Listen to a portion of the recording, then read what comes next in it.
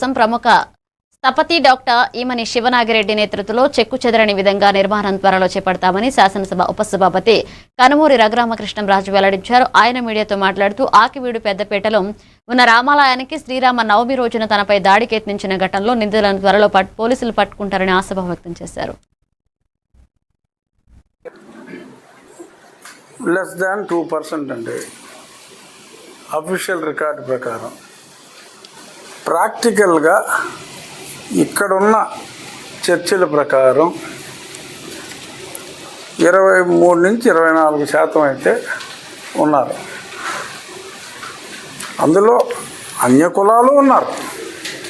కానీ దానివల్ల ఈ ఎస్సీ కేసులు పెట్టి హక్కులు వాళ్ళు కొత్తగా వచ్చేది లేదు. ఎందుకంటే వాళ్ళు ఇతర కులాలు బీసీలు ఉన్నారు, రాజులు ఉన్నారు, అన్ని కులాలు ఉన్నారు, కాపులు ఉన్నారు, తూర్పు కాపులు ఉన్నారు, మతం మారిన వాళ్ళు.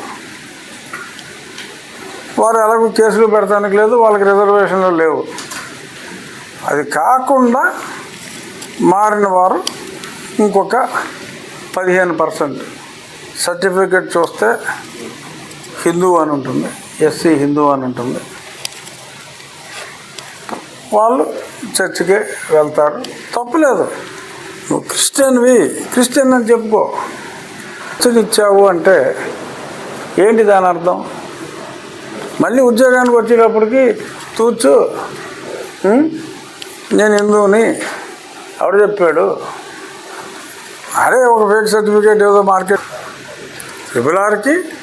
త్రిపుల్ ఆర్ ఎక్స్ పార్టీ నుంచి పోటీ చేశాడు అనుకో, తెలుగుదేశం నుంచి పోటీ చేశాడు అనుకో, వీళ్ళు ఎవరో మన సభ్యులు ఎవరో ప్రమాణం చేసిన సభ్యులు ఎవరో ఇలాగా వేయకూడదు వీడికి అని తీర్మానం చేసుకుంటారంట.